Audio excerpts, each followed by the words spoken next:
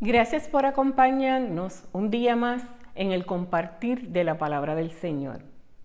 Quisiera que pensaras en alguna de las cosas que las personas hacen para faltarle el respeto a Dios y por qué crees que lo hacen. En esta lección, que se encuentra en Daniel capítulo 5, estaremos examinando uno de los mayores ejemplos de orgullo y sacrilegio en la historia por parte de un rey y cuáles son las consecuencias al rechazar a Dios. Te invito a que reflexiones en este mensaje.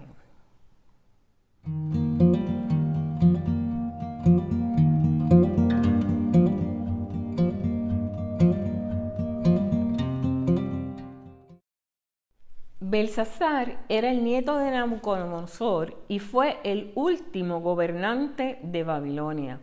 Los eventos que aquí se narran ocurrieron en las últimas horas de su reinado. Damos lectura del capítulo 5 de Daniel, los versículos del 3 al 6. Entonces fueron traídos los vasos de oro que habían traído del templo de la casa de Dios, que estaba en Jerusalén, y bebieron en ellos el rey y sus príncipes, sus mujeres y sus concubinas. Bebieron vino y alabaron a los dioses de oro y de plata, de bronce, de hierro, de madera y de piedra. En aquella misma hora aparecieron los dedos de una mano de hombre que escribía delante del candelero sobre lo encalado de la pared del palacio real. Y el rey veía la mano que escribía. Entonces el rey palideció y sus pensamientos lo turbaron, y se debilitaron sus lomos y sus rodillas daban la una contra la otra. En los primeros 4 versículos se nos describe que Belsasar hizo una fiesta para 1000 de sus príncipes y sus acompañantes. En esta fiesta abundaba el vino.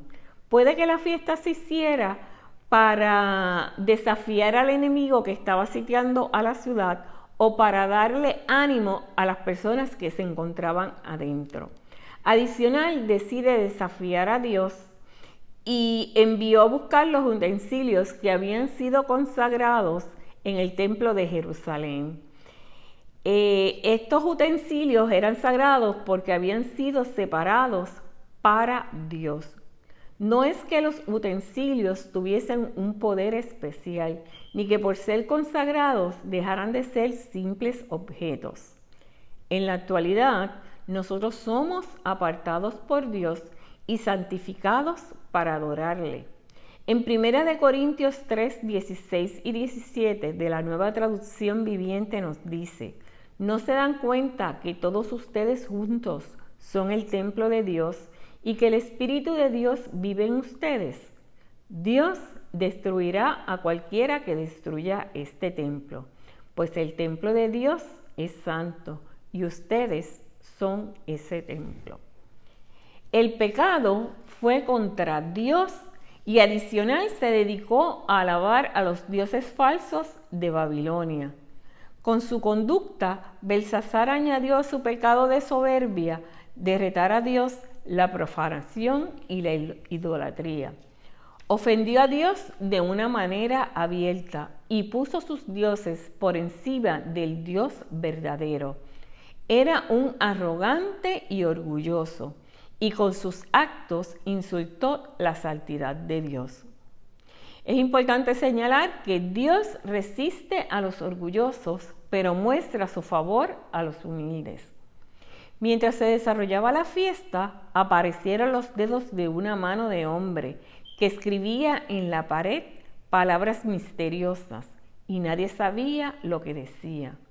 Lo que estaba sucediendo tenía que asustar a cualquiera y Belsasar no era la excepción.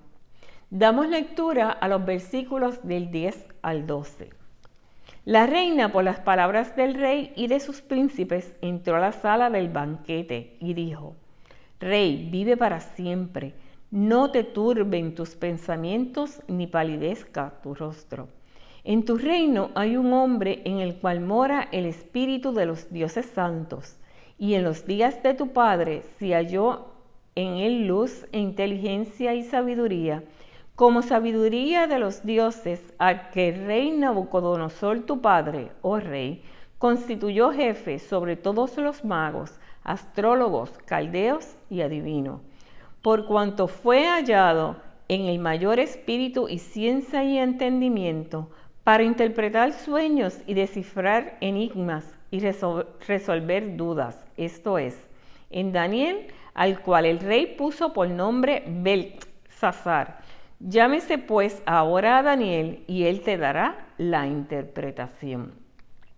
Desde el versículo 7 se nos presenta algo parecido al capítulo 2 y 4, en que los sabios y adivinos de Babilonia no podían interpretar los sueños de Nabucodonosor. Sin embargo, ahora era una escritura en la pared que todos podían ver, pero nadie podía interpretar.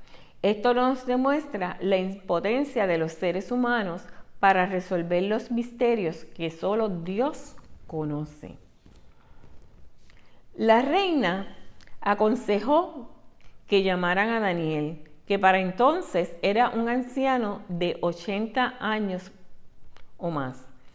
Estaba olvidado en la corte y vivía en forma privada. Mantenía la misma comunión con Dios y el mismo testimonio que los demás reconocían.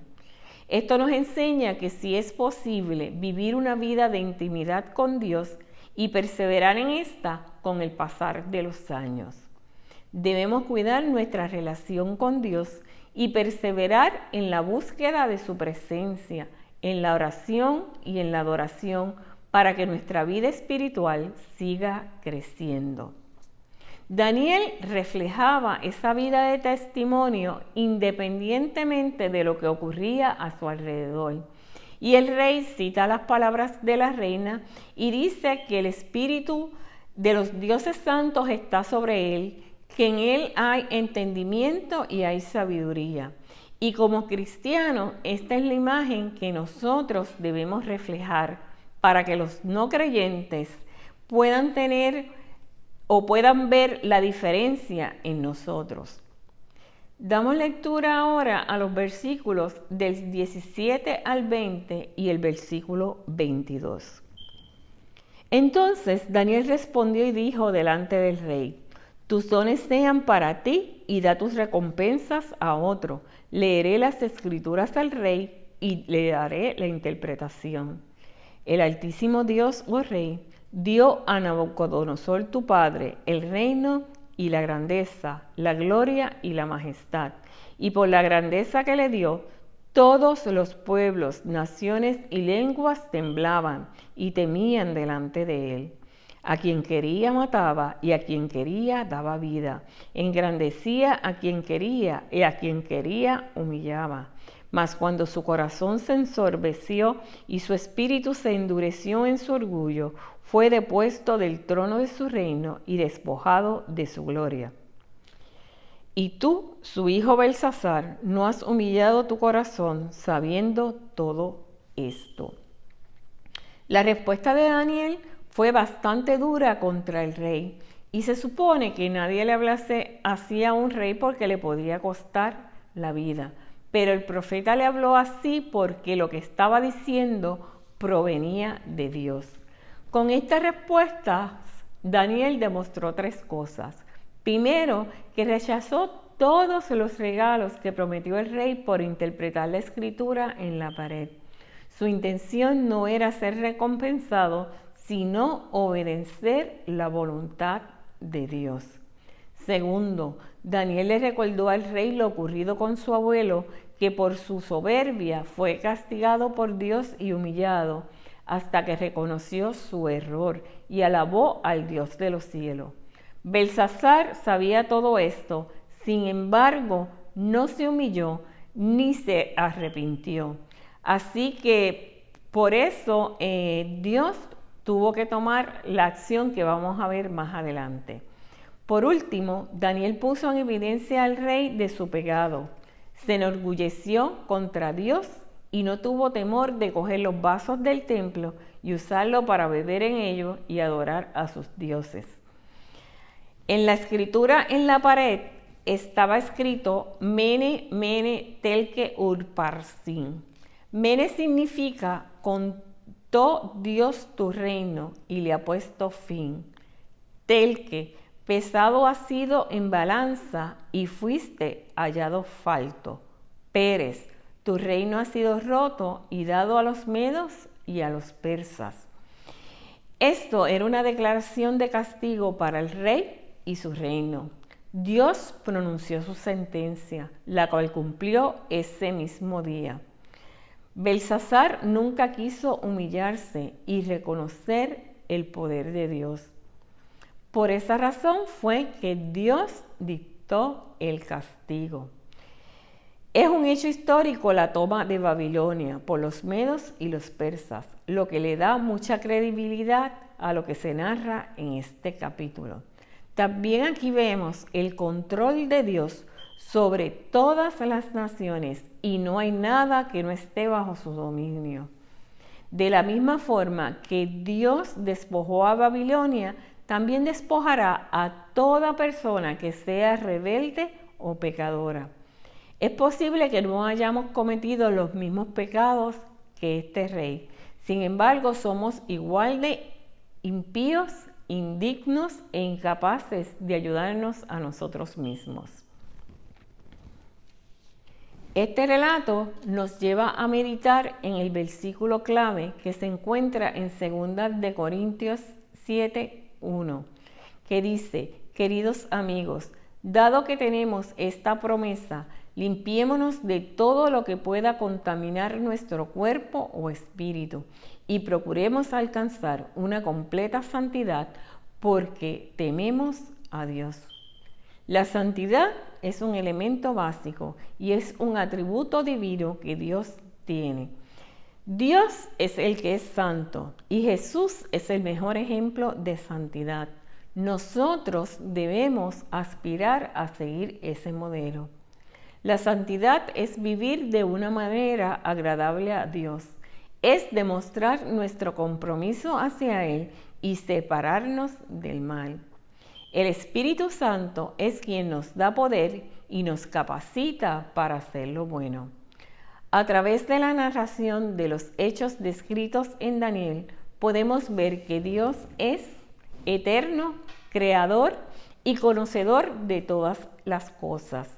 Dios tiene el control sobre todos los acontecimientos del mundo.